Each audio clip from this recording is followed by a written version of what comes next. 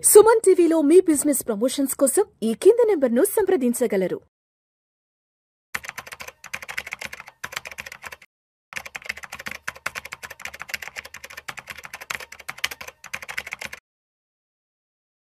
చక్రధర్ గారు నమస్తే సార్. నమస్తే అండి సార్ చక్రధర్ గారు, ఏదైనా ప్యాసివ్ ఇన్కమ్ జనరేట్ చేసుకోవడానికి ఏదైనా మంచి ఉపాయ మార్గాలు చెప్పండి. ఎందుకంటే ఈ రోజుల్లో మనకు వచ్చే మెయిన్ స్ట్రీమ్ ఇన్కమ్ మీద సర్వైవ్ అవ్వాలంటే పెద్ద పెద్ద సిటీస్లో అందరి వల్ల కావట్లేదు. కాబట్టి ఏదైనా ఒకటి రెండు ప్యాసివ్ ఇన్కమ్ జనరేట్ అయ్యే మార్గాలు ఏదైనా ఉంటే చెప్పగలరు?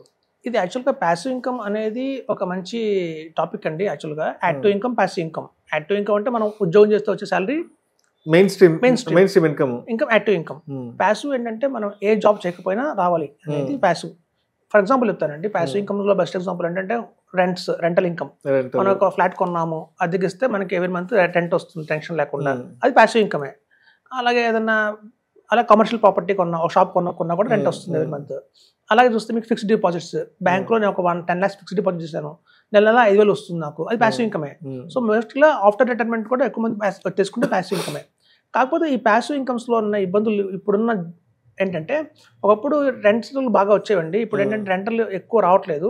అంటే ఈవెన్ మనకి ఒక రెంట్కి వచ్చే ఎంప్లాయ్ ఎవరైతే ఉంటారో వాళ్ళ శాలరీస్ కానివ్వండి, వాళ్ళ జాబ్స్ కానివ్వండి పర్మనెంట్ కాదు. ఒక టైంలో ఏంటంటే గవర్నమెంట్ ఎంప్లాయీస్ ఎక్కువ మంది ఉండేవాళ్ళు, ఒక జనరేషన్లో ఎక్కువ మంది గవర్నమెంట్ ఎంప్లాయీస్ ఉండేవాళ్ళు. వాళ్ళు 3 years 4 years కన్నా ట్రాన్స్ఫర్ అయిపోయేవాళ్ళు, వెళ్ళిపోయేవాళ్ళు. వాళ్ళ శాలరీస్ ఖచ్చితంగా వస్తాయి, మనకి ప్రాపర్గా రెంట్ ఇచ్చేవాళ్ళు. కానీ ఇప్పుడు ఏంటంటే చూస్తుంటే, ఎస్పెషల్లీ హైదరాబాద్లో మేము ఎక్కువ వింటున్నాం, మా దగ్గర వచ్చే కస్టమర్ల దగ్గర నుంచి కూడా, క్లయింట్స్ దగ్గర నుంచి కూడా, సార్ నేను రెంట్కి ఇచ్చాను, 6 months ఇచ్చాడు రెంట్ బాగానే, 7th month నుంచి రెంట్ ఇవ్వట్లేదు, శాలరీ లేదంటున్నాడు, జాబ్ లేదంటున్నాడు, ఖాళీ చేయడు, రెంట్ ఇవ్వడు, ఇబ్బందులు చాలా పడుతున్నాం. అలాగే కొంతమంది ఏంటంటే పెన్షనర్స్ వస్తారు మా దగ్గరికి, సార్ నేను బ్యాంక్లో ఎఫ్డీ వేసాను, ఎఫ్డీ నాకు 6.75 ప్లస్ సీనియర్ సిటిజన్ కాబట్టి ఒక 0.5 ఎక్స్ట్రా వస్తుంది, 7%, కానీ సరిపోవట్లేదు. ఇవాళ చూస్తే కిలో వంకాయలు కూడా 100 రూపాయలు ఇస్తున్నారు. 100 రూపాయలు ఒక కిలో వంకాయ అంటే, పొద్దున్న మాకు చూడండి కూరగాయలు కూడా ఇరాన్ ఖర్చు పెరుగుతున్నాయి, డాక్టర్ ఫీజు పెరుగుతున్నాయి, అలాగే మెడికల్ ఎక్స్పెన్సెస్, ఎస్పెషల్లీ పెద్ద వాళ్ళకి మెడికల్ ఎక్స్పెన్సెస్ బాగా పెరుగుతున్నాయి. సో ఇట్లా మాకు ఈ వచ్చే ఇంట్రెస్ట్ సరిపోవట్లేదు, ఏదైనా ఆల్టర్నేట్ ఉందా అనేది ఒక మంచి క్వశ్చన్ అడుగుతున్నారండి. సో ప్యాసివ్ ఇన్కమ్స్లో ఇప్పుడు 10.5% గ్యారంటీ ఇంట్రెస్ట్ తీసుకోవాలి అంటే మాత్రం మనకి కార్పొరేట్ బాండ్స్ వల్ల అయితే వస్తుంది. ఇప్పుడు చూడండి, బ్యాంక్స్ సాధారణంగా ఏం చేస్తాయి, మన ఇండియాలో బ్యాంకులు ఏం చేస్తాయి అంటే, ప్రైవేట్ బ్యాంక్స్ అన్ని కూడా మన దగ్గర కలెక్ట్ చేస్తాయి అమౌంట్స్ని, హ్యూజ్ అమౌంట్ కలెక్ట్ చేస్తాయి. సో అలా 1000 కోట్లు ఆల్ ఓవర్ ఇండియా కలెక్ట్ చేసిన అమౌంట్తో వాళ్ళు కార్పొరేట్ బాండ్స్ కొంటారన్నమాట. మనకేమో 6.7% రేట్ ఆఫ్ ఇంట్రెస్ట్ మన చేతికి ఇస్తారు, వాళ్ళు 10.5% బ్యాంకులు తీసుకుంటాయి. అలా తీసుకున్న 10.5లో ఆ బ్యాంక్ ఎంప్లాయీస్లో ఉన్న శాలరీస్ కావచ్చు, ఆ బ్యాంక్ రెంట్స్ కావచ్చు అని పే చేస్తూ ఉంటాయి. సో కాబట్టి మన సెబీ, ఆర్బీఐ అందరూ ఒక మంచి అవకాశం ఇచ్చారు ఇన్వెస్టర్స్కి. ఇలా మనం ఎవరైతే బ్యాంకులు అన్నీ కలిసి కార్పొరేట్ బాండ్స్ కొంటున్నాయో అలా బాండ్ కొనుక్కుంటే అవకాశం మనకు కూడా కల్పించారు.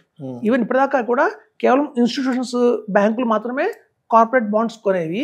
ఇప్పుడు అలా కాకుండా రిటైల్ పీపుల్ కూడా ఇది ఇవ్వాలి, ఒక మంచి అవకాశం ఇవ్వాలని చెప్పి మనకి ఆర్బీఐ కానీ వీళ్ళందరూ కూడా నాన్ బ్యాంకింగ్ ఫైనాన్స్ కంపెనీస్ ద్వారా కూడా మనకి ఆఫర్ చేస్తున్నాయి. అవన్నీ కూడా మనకి సెక్యూర్డ్గానే ఉంటాయి. సో ఇప్పుడు చూడండి, మనకి ఏదైతే క్రిసిల్ అనే సంస్థ ఉందో, అలాగే కేర్ అనే సంస్థ ఉందో, అవన్నీ కూడా ఏంటంటే బాండ్స్ మీద మనకి రేటింగ్స్ అనేవి ఇస్తాయి. ఈ particular company bond AAA rating ఇస్తాము, AA రేటింగ్ ఇస్తాము, A+, A-, B+, అని రేటింగ్స్ వస్తాయి. సో అట్లాంటి బాండ్స్ అన్ని కూడా మనం తీసుకుంటే కనుక మనకి ఖచ్చితంగా కూడా 10.5% దాకా రిటర్న్ అయితే వస్తుందండి.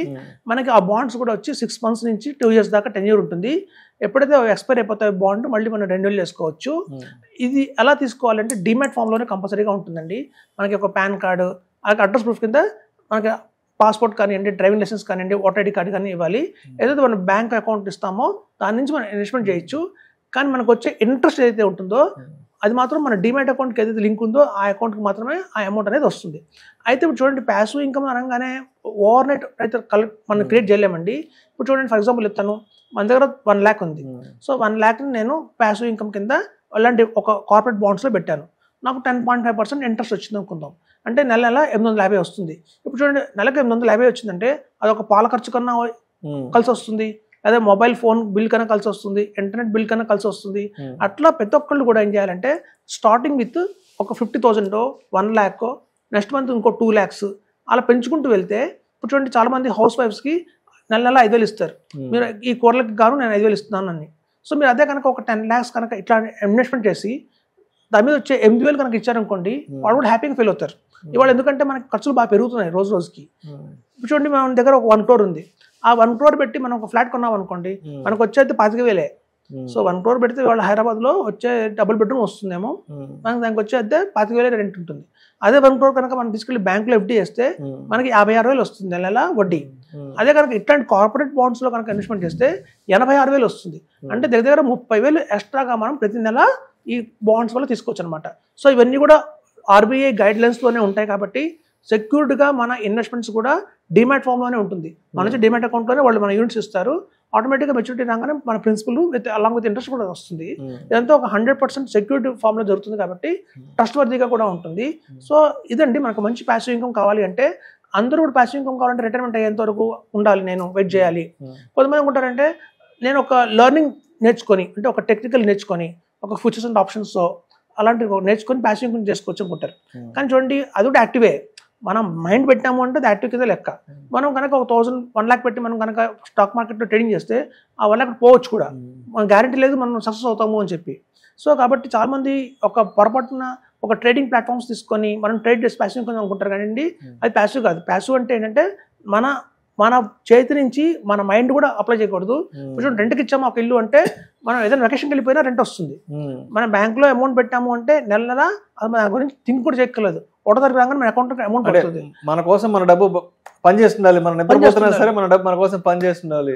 చాలా మంది ట్రేడింగ్స్ అని, కొంతమంది చిన్న చిన్న పెట్టి బిజినెస్ చేస్తున్నారు, డబుల్ పెట్టి బిజినెస్ చేస్తున్నారు. ఆ బిజినెస్ లో చేతులు కలుసుకుంటారు అన్నసరిగా, ప్రిన్సిపల్ పోతున్నాయి. సో మనదే ఉండకూడదు, మన ఇన్వాల్వ్మెంట్ ఏమి ఉండకూడదు. ఎవ్రీ మంత్ టెన్షన్ లేకుండా అమౌంట్ రావాలి, అదే ప్యాసివ్ ఇన్కమ్.